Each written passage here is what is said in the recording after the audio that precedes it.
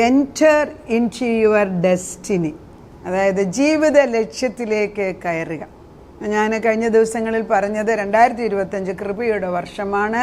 നമുക്ക് അവസരങ്ങൾ ദൈവം കൊണ്ടുതരുന്നു. ബന്ധങ്ങൾ, മനുഷ്യരിൽ കൂടെയുള്ള ബന്ധങ്ങൾ തരുകയാണ്. ഈ ബന്ധങ്ങൾ തരുമ്പോൾ ശരിയായിട്ടുള്ള ബന്ധം അല്ലെങ്കിൽ അത് നാശത്തിനായി മാറും. അതുകൊണ്ടാണ് അമ്നോൻ എന്ന് പറയുന്ന ദാവീദിൻ്റെ മകന് ഒരു ദുഷ്ട കൂട്ടുകാരൻ വന്നിട്ട് ജോനാദാബ് എന്ന് പറഞ്ഞവൻ ഉപദേശം റോങ് ആയിട്ട് കൊടുത്ത്, ഉപദേശം വേണ്ടാത്ത ഉപദേശം കൊടുത്ത് അവൻ്റെ ജീവിതം നശിപ്പിക്കുന്നതാണ്. അങ്ങനെ ഉപദേശിക്കുന്ന പലരും നമ്മുടെ ജീവിതത്തിൽ ഉണ്ടെങ്കിൽ അഴിഞ്ഞു പോട്ടെ, മാറിപ്പോകട്ടെ ദൈവസന്നിധിയിൽ.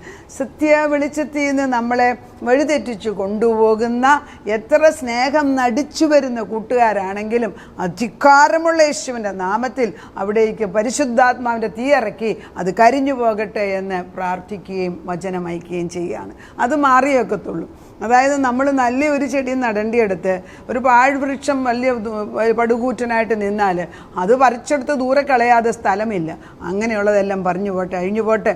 ദൈവത്തിൻ്റെ ആത്മാവിൽ ജഡത്തിൻ്റെ ശക്തിയിൽ കടന്നു വന്നവരെ അല്ല ഇവിടെ ആവശ്യം. നമ്മളെ ദൈവത്തിൻ്റെ അടുക്കലേക്ക് കൊണ്ടുവരാനും അവൻ്റെ മഹത്വത്തിനു വേണ്ടി നമുക്ക് പ്രവർത്തിക്കാൻ കഴിവുള്ളവരുമേ ദൈവമേ കൊണ്ടുവരണം. അതാണ് സ്ട്രാറ്റജിക് ഹെൽപ്പേഴ്സ്. നമുക്ക് only fools smoke at sin. അതായത് വിഡ്ഢികളായ മനുഷ്യർ മാത്രമേ പാപത്തെ നോക്കി ചിരിക്കത്തുള്ളൂ. അതായത് ദൈവമില്ല എന്ന് മൂഢനാണ് പറയുന്നത്. ദൈവമില്ല, ഞാനെല്ലാം തന്നെത്താനെ നേടിയെന്ന് പറയുന്നത് അവൻ മൂഢനാണ്. ആ മൂഢ അവസ്ഥ അവനിൽ നിന്ന് മാറണം കർത്താവേ. ആ പുതപ്പ് അവൻ്റെ മേലിൽ നിന്ന് വലിച്ചു കീറിയെടുത്ത് നമ്മൾ കരിച്ചു കളയാം. പറയാൻ അധികാരമുണ്ട്, ഒരമ്മയ്ക്ക് അധികാരമുണ്ട്, ഒരപ്പന് അധികാരമുണ്ട്, നമ്മുടെ ചർച്ചിൻ്റെ അതോറിറ്റീസിന് അല്ലെങ്കിൽ പാസ്റ്റേഴ്സിന്, ചർച്ചിലെ അച്ഛന്മാർക്ക്, ഇവർക്ക് അധികാരമുണ്ട്. ഈ അധികാരമെടുത്ത് പറയുമ്പം നീ ഒരു അധികാരം പറിച്ചെടുത്ത് പറയുന്നില്ലെങ്കിൽ ദൈവം പോലും അത് ചെയ്യൂല. കാരണം നമ്മളെ ഏൽപ്പിച്ചിരിക്കുകയാണ് അത് പറയാൻ. പക്ഷേ പലരും, ഞാൻ കാണുന്ന പലരും അപ്പനമ്മമാർ, പ്രത്യേകിച്ച് പുരുഷന്മാർ, മക്കൾക്ക് പ്രയാസം വരുമ്പോൾ അവരൊന്നും പറയൂല. അത് ശരിയല്ല.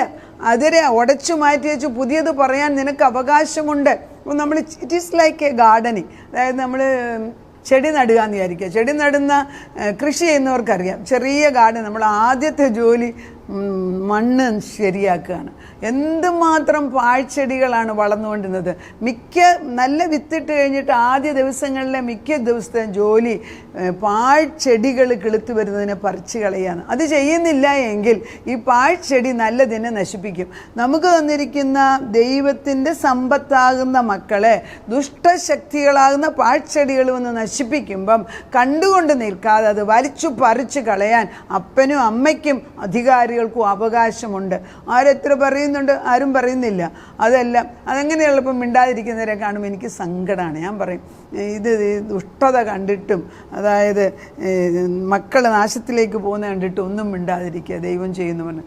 അതുകൊണ്ട് പറയാൻ നിനക്ക് അറിഞ്ഞുകൂടെ? എപ്പോഴാണ് ഇനി പറയാൻ പോകുന്നത്? മക്കൾക്ക് വേണ്ടി എഴുന്നേറ്റ് സംസാരിക്കാൻ അമ്മയപ്പന്മാരെ ബലപ്പെടുത്തണമെന്നും കൂടെ പ്രാർത്ഥിക്കാം. അപ്പം നമ്മൾ മനസ്സിലാക്കേണ്ടത് അഭിഷേകത്തിൻ്റെ തൈലം നമ്മുടെ കയ്യിലെല്ലാം ഉണ്ട്. ദൈവത്തോടടുത്ത് നിൽക്കുന്ന മക്കൾ ദൈവത്തിൻ്റെ അഭിഷേക വ്യക്തികളായി മാറുകയാണ്. നമ്മൾ ഒരാളെ കൈവച്ച് പ്രാർത്ഥിച്ച് അവരുടെ മേൽ അനുഗ്രഹം വരുമെന്ന് നമുക്ക് ഉറപ്പ് വരണം. 3 വയസ്സുള്ള ഒരു കുട്ടി, ഞാനൊരു വീട്ടിൽ ചെന്നപ്പോൾ ആ കൊച്ചി എപ്പോഴും തലയിടിച്ച് വീഴുകയാണ്. ഞാൻ ചോദിച്ചു, ഇതെന്താണ് ഈ കുട്ടി ഇങ്ങനെ തലയടിച്ചത്? അപ്പോൾ അവന് നല്ല ശക്തിയുള്ള തലയാണ്, എവിടെ ഇടിച്ചാലും പൊട്ടത്തില്ല. ഒരു തരം കളിയാക്കുന്നു, വല്ല തമാശയുടെ. എനിക്കത് വല്ലാതെ എന്നെ ഹേർട്ട് ചെയ്തു. ഞാൻ ചോദിച്ചു, അങ്ങനെ ഈ 3 വയസ്സുള്ള കുട്ടി പോകുന്നിടത്തെല്ലാം ഭിത്തിയിലിടിച്ച് തലയിടിക്കേണ്ട യാതൊരു ആവശ്യമില്ല, ഇങ്ങോട്ട് വരാൻ പറഞ്ഞു. ഞാൻ ആ കൊച്ചിനെ വെച്ച് പ്രാർത്ഥിച്ചു, അവൻ്റെ തല വെച്ചു. ഇന്ന് അവൻ 10ാം ക്ലാസ്സിൽ പഠിക്കുകയാണ്. ഇന്ന് വരെ അത് കഴിഞ്ഞിട്ട് അവൻ്റെ തലയിടിച്ച് വീണിട്ടില്ല. നമ്മൾ ഒരു അധികാരം എടുക്കുകയാണ്, ഇതൊക്കത്തില്ല ഇവിടെ എന്ന് പറയാൻ നമുക്ക് അധികാരം തന്നിട്ടുണ്ട്. അത് പറഞ്ഞുകൊണ്ടിരുന്നില്ല എങ്കിൽ, അത് ചെയ്യുന്നില്ല എങ്കിൽ അനേകർക്ക് കിട്ടേണ്ട നന്മകൾ അല്ലെ അഭിവൃദ്ധി നമ്മളിൽ കൂടെ വരേണ്ടത് ഇല്ലാതെയാകുന്നു. അപ്പോൾ റിലേഷൻഷിപ്പിനകത്ത് ഈ ഓയിലും കൊണ്ടാണ് നമ്മൾ നടക്കുന്നത്. ഈ don't waste your precious oil on fools and unwanted people. അതായത് അർഹിക്കാത്തവന് ചെന്നിട്ട് ഈ അഭിഷേക തൈലം കൊടുത്തിട്ട് കാര്യമില്ല. എന്നാൽ ദൈവത്തിൻ്റെ ആത്മാവിൽ ഈ അഭിഷേക തൈലം കിട്ടിയിട്ട് അഭിവൃദ്ധി ആഗ്രഹിക്കുന്ന പലരും നമ്മുടെ മുമ്പിൽ ദൈവം കൊണ്ടുതരുമ്പോൾ pour over the anointing you have. അത് ചിലപ്പം ഇപ്പം അഭിഷേക തൈലം എടുത്ത് ഒഴിക്കുന്ന ആവശ്യമില്ല. നമ്മുടെ വാ കൊണ്ട് പറയുമ്പോൾ അത് സംഭവിക്കും. Because there is power in what we speak. ഉണ്ടോ? ഉണ്ടെന്ന് അറിയണം നമ്മൾ. What is your true value? അതായത് ഓരോ സ്ത്രീകളോട് ഞാൻ പറയുകയാണ്, നമുക്ക് നമ്മളെ തന്നെ ഒരു ട്രൂ വാല്യൂ, ഞാൻ ആരേ എന്ന് എനിക്കൊരു ബോധം വരണം. അതല്ല എന്നെ ഒരു പുരുഷൻ വന്ന് കല്യാണം കഴിച്ചു കഴിഞ്ഞിട്ട് അയാൾ എന്നെ കൊണ്ടുപോയിട്ട് അയാൾ പഠിപ്പിച്ചിട്ട് അയാൾക്ക് വേണ്ടി ജോലി ചെയ്യാം, അങ്ങനെയൊന്നും വിചാരിച്ച ഒരു വിവാഹവും നടക്കാൻ പോകുന്നില്ല ഈ കാലത്ത്. You make yourself capable and show that I can stand on my own feet. എൻ്റെ കാലിൽ എനിക്ക് തന്നെ നിൽക്കാൻ ഒക്കുമെന്ന് നമുക്ക് തന്നെ അറിവ് വരണം. അതിനുള്ള പഠിത്തം ഉണ്ടായിരിക്കണം, അതിനുള്ള വെഞ്ചർ, അതായത് അതിനു വേണ്ടി ഇറങ്ങിത്തിരിക്കാനുള്ള കൃപ നമുക്കുണ്ടാകട്ടെ. അങ്ങനെ നമ്മൾ തന്നെത്താനെ ചെയ്തും നമ്മൾ തന്നെത്താനെ കേപ്പബിളായി കഴിയുമ്പം നമുക്ക് ചേർന്ന പുരുഷൻ ഹസ്ബൻഡ് വരുമ്പോൾ we become an added blessing to the other person. നമ്മളൊരു ലയബിലിറ്റി അല്ല, പിന്നെ നമ്മളൊരു ബ്ലെസ്സിങ് ആയി മാറണം. അതായിരിക്കണം കുടുംബജീവിതം അല്ലെ വിവാഹത്തിൽ നമ്മൾ ആഗ്രഹിക്കുന്നത്. പിന്നെ വിവാഹ ജീവിതത്തിൽ ഒരു ദൂഷ്യം, ഭർത്താവിനെക്കാട്ടി കൂടുതൽ ഭാര്യയ്ക്കാ കാശ് കിട്ടുമെന്നും പറഞ്ഞ് ഇട്ടേച്ചു പോകുന്ന ഒരു സ്വഭാവം ഈ തലമുറയിൽ കാണുന്നുണ്ട്. അത് ശരിയല്ല, അത് മാറണം. ദൈവത്തിൻ്റെ നാമത്തിൽ കവനൻ്റ് റിലേഷൻഷിപ്പിലേക്ക് എൻ്റർ ചെയ്ത് കഴിഞ്ഞാൽ അത് ജീവിത അന്ത്യം വരെയും കൊണ്ടുപോകാൻ കൃപ തരണമേ എന്ന് പ്രാർത്ഥിക്കേണ്ടിയിരിക്കുന്നു. അപ്പം വ്യക്തികളുടെ ബന്ധം വളരെ പ്രധാനമാണ്. പ്രത്യേകിച്ച് വിവാഹ ജീവിതത്തിൽ ഭാര്യ ഭർത്താക്കന്മാർ ഒരു കവനൻ്റ് അല്ലെങ്കിൽ ഉടമ്പടി എൻ്റർ ചെയ്യുമ്പം അത് അന്ത്യം വരെയും സൂക്ഷിക്കാമെന്ന് പ്രാർത്ഥിക്കണം. അപ്പം മൂന്നാമത്തെ പോയിന്റ്, പണം. പണത്തെക്കുറിച്ച് എത്ര പറഞ്ഞാലും തീരത്തിലാണ്. പണം ഇല്ലാതെ ജീവിക്കാൻ പ്രയാസമാണ്. നമ്മൾ ഈ ദൈവമക്കൾക്കൊക്കെ പണം എന്ന് പറയുന്ന കാര്യം പറയാൻ പോലും പേടിയാണ്. പക്ഷേ നമുക്ക് ഏതെങ്കിലും ഒരു ആവശ്യം നേടണമെങ്കിൽ നമ്മുടെ കയ്യിൽ പണം ഉണ്ടായിരിക്കണം. എങ്ങനെയാണ് പണത്തെക്കുറിച്ച് പറയുന്നത്? 3 phases that will make money come to your way. അതായത് നമ്മൾക്ക് ആവശ്യമുള്ള പണം നമ്മുടെ ജീവിതത്തിലേക്ക് ഉണ്ടാക്കാൻ നമ്മൾ അറിഞ്ഞിരിക്കണം. അതിന് നമ്മൾ മനസ്സിലാക്കേണ്ടത്, ഒന്നാമത് കുഞ്ഞുങ്ങൾക്ക് ആപ്റ്റിറ്റ്യൂഡ് നോക്കിയിട്ട് അവരുടെ കഴിവ് ഏതെന്ന് നോക്കിയിട്ട് അതിലേക്ക് അവരെ വിട്ടിട്ട് അവരതിൽ നേർവഴിക്ക് വന്ന് അത് ഷൈൻ ചെയ്യാൻ വേണ്ടി പ്രാർത്ഥിക്കുക തന്നെ വേണം. അപ്പം നമ്മൾ മനസ്സിലാക്കേണ്ടത്, ഏത് ഫീൽഡിലേക്കാണ് ഇവർ പോകുന്നതെന്ന് വെച്ചാൽ അവിടെ ഒരു നീഡ് അല്ലെങ്കിൽ ഒരു ആവശ്യമുള്ളതായിരിക്കണം. ഇപ്പം നമ്മൾ സിമ്പിൾ എക്സാമ്പിൾ ഇപ്പോഴത്തെ കാലത്ത് എടുക്കാമെങ്കിൽ നമ്മുടെ കുഞ്ഞുങ്ങളെ ഒത്തിരിയൊക്കെ പഠിപ്പിച്ച് വലിയ കഴിവില്ലാത്തവർ പുറത്തുമൊക്കെ വിട്ട് പല ടോപ്പിക്കും പഠിപ്പിക്കുന്നതാണ്. എന്നാൽ ഈ കാലയളവിൽ നമ്മൾ നോട്ട് ചെയ്യുന്നത് ഏറ്റവും കൂടുതൽ എളുപ്പം ജോലി കിട്ടാൻ സാധ്യതയുള്ളത് നഴ്സിങ്ങിന് പഠിപ്പിക്കുന്നതാണ്. അത് നമ്മൾ അഭിമാനം പറഞ്ഞുകൊണ്ടിരിക്കാതെ ഈ കുഞ്ഞിന് കഴിവ് അതിനകത്തുണ്ടേ എങ്കിൽ അതിനെ അത് പഠിപ്പിച്ചെടുത്തിരിക്കണം. എവിടെയെങ്കിലും പോയി ആ കുഞ്ഞ് പോയിട്ട് അതുമൂലം അവൾക്ക് രക്ഷ വരും, അവളുടെ കുടുംബത്തിന് രക്ഷ വരും. അപ്പം പണം ഉണ്ടാക്കാൻ ഒരു മാർഗം, അത് ഈ ജോലികളെന്ന് പറയുന്നത് അല്ലെങ്കിൽ പഠിത്തമെന്ന് പറയുന്നത് നമ്മളെ തന്നെ സസ്റ്റെയിൻ ചെയ്യാൻ, നമ്മളെ തന്നെ ഒരു ഭാരമാക്കാതെ എനിക്ക് ആവശ്യമുള്ള പണം ഉണ്ടാക്കാൻ എന്നെ തന്നെ യുള്ളവനാക്കണം. അപ്പം എന്താണ് നീഡെന്ന് മനസ്സിലാക്കണം. 2, ability to do it well. രണ്ടാമത്തെ പോയിന്റ്, അത് ശരിയായിട്ട് ചെയ്യാനുള്ള കഴിവുള്ളവരാക്കി മാറ്റണം.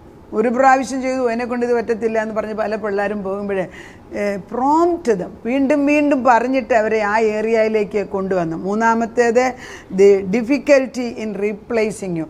നമ്മളെ മാറ്റിവെച്ച് ആ പ്രവൃത്തി ചെയ്യാൻ ഒരാളില്ല.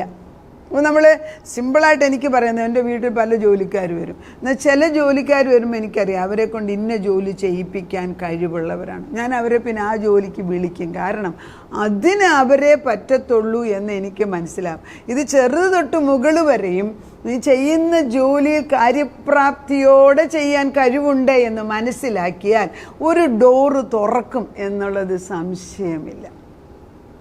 സിമ്പിളായിട്ട് വീണ്ടും ഒന്നും കൂടെ പറയാൻ ആഗ്രഹിക്കുന്നത്, ഇപ്പം നമ്മൾ ഫോട്ടോഗ്രാഫി എടുക്കാൻ കഴിവുള്ള, ചിലർക്ക് വീടിൻ്റെ എടുക്കാൻ, ചിലർക്ക് വീഡിയോ എടുക്കാൻ, ചിലർക്ക് സ്റ്റിൽ പിക്ചേഴ്സ് എടുക്കാൻ, ചിലർക്ക് വിവാഹത്തിൻ്റെ, ചിലർക്ക് ഫ്യൂണറൽ. ഏതാണ് നിൻ്റെ കഴിവ്? അതിൽ എക്സൽ ചെയ്യുക. You be the best in that.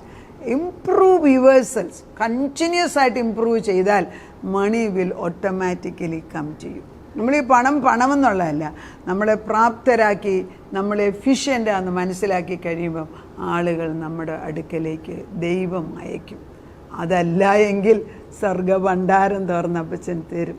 കാരണം ദൈവത്തോട് നമ്മൾ വിശ്വസ്തത കാണിച്ചാൽ അവൻ നമ്മുടെ പ്രവൃത്തിക്ക് പ്രതിഫലം തരും. ഒരു പ്രതിഫലമുണ്ട് നിശ്ചയം.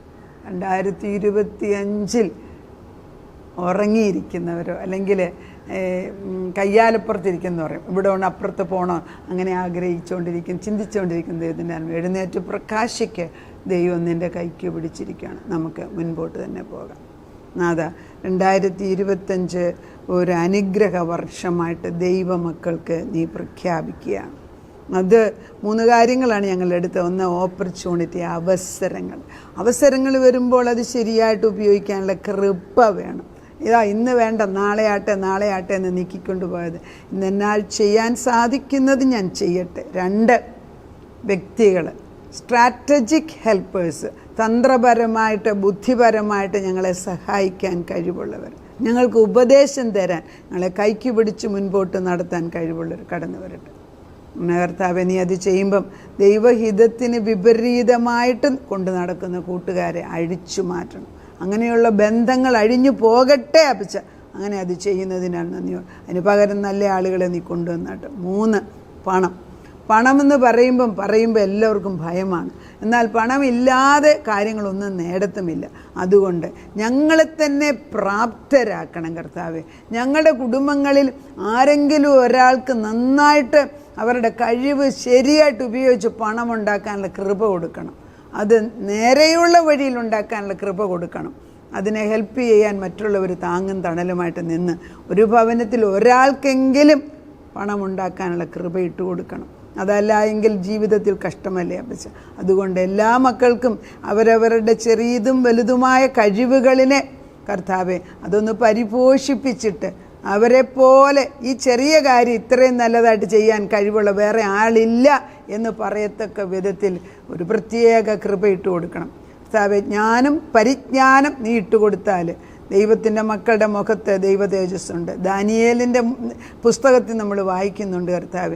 ശദ്രക് മേശക് അബേദ്നെഗോവിനെ രാജാവിൻ്റെ മുൻപിൽ കൊണ്ടുവന്ന് രാജാവ് അവർ ജ്ഞാനസംബന്ധമായ ചോദ്യങ്ങൾ ചോദിച്ചപ്പോൾ മറ്റുള്ള അവിടെയുള്ള ആളുകളെക്കാട്ടിലും 10 ഇരട്ടിയായിട്ട് അവർക്ക് നീ ജ്ഞാനം കൊടുത്തെന്ന് കർത്താവെ. കുഞ്ഞുങ്ങൾക്ക് ജ്ഞാനം ഇട്ടുകൊടുത്ത് അവർ കഴിവുള്ളവരായി മാറട്ടെ എന്ന് ഞങ്ങൾ ഈ വർഷം പ്രാർത്ഥിക്കുന്നു.